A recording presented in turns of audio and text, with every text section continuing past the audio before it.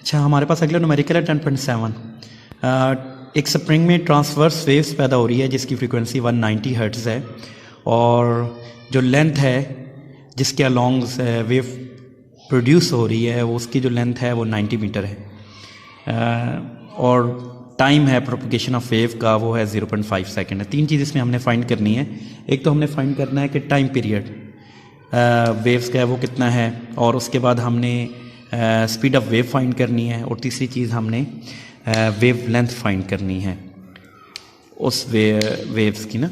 तो सबसे पहले हम टाइम पीरियड फाइंड करेंगे। टाइम पीरियड का जो फार्मूला होता है, टाइम पीरियड जो होता है वो रेसिप्रोकल होता है फ्रीक्वेंसी का 1/f। तो फ्रीक्वेंसी की वैल्यू हमारे पास है 190 हर्ट्ज़ है। तो जब हम 1 को 190 से डिवाइड करेंगे तो ये हमारे पास वैल्यू आ जाएगी 0.01 सेकेंड। इसमें हम जो बीच पॉइंट फाइंड करना है, बी पार्ट, उसमें हमने फाइंड करना है कि जो वेव प्रोड्यूस हो रही है ट्रांसफ़र वेव उसकी स्पीड कितनी है।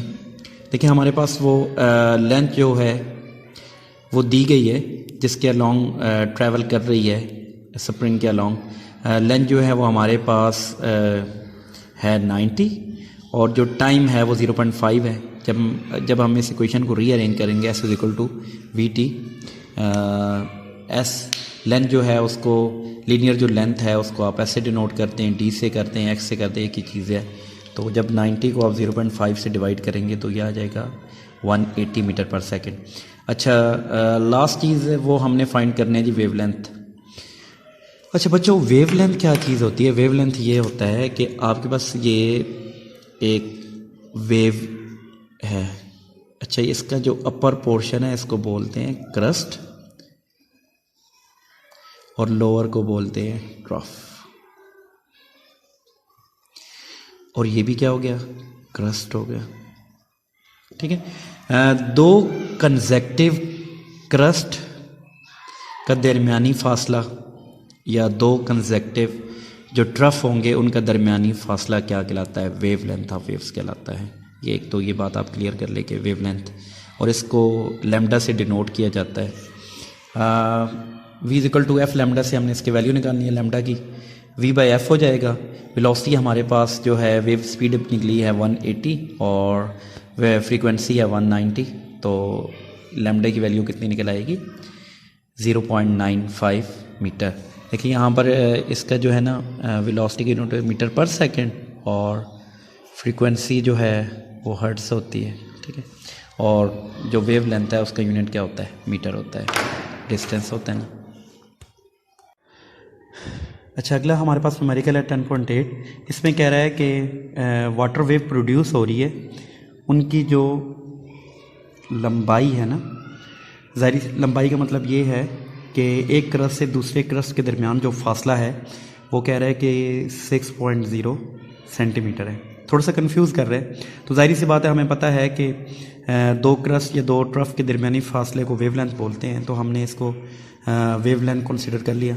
6.0 सेंटीमीटर है, और जब इसको मीटर में कन्वर्ट करेंगे 0.100 से डिवाइड करेंगे तो 0.06 मीटर हो जाएगा। और फ्रीक्वेंसी को थोड़ा सा उसने यहाँ पर आपको कंफ्यूज किया है। उसने यहाँ पर ये कहा है कि जो वाटर वेव है move ups and down at the rate of 4.8 oscillation पर सेकेंड। देखिए फ्रीक्वेंसी क्या होती है? साइकिल पर सेकेंड, ऑसिलेशन पर सेकेंड, के एक सेकेंड में वो कोई भी वेव कितने चक्कर कंप्लीट कर रही है या कितनी पूरे जो रोटेशन है वो कंप्लीट कर रही है। तो यहाँ पर वो कह रहा है 4.8, तो ये फ्रीक्वेंसी होगी 4.8 हर्ट्ज़ होगी।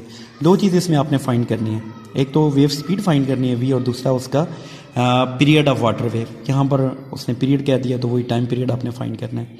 हमें पता है कि हमारे पास जो वेव स्पीड का फार्मूला है v = f लैम्डा।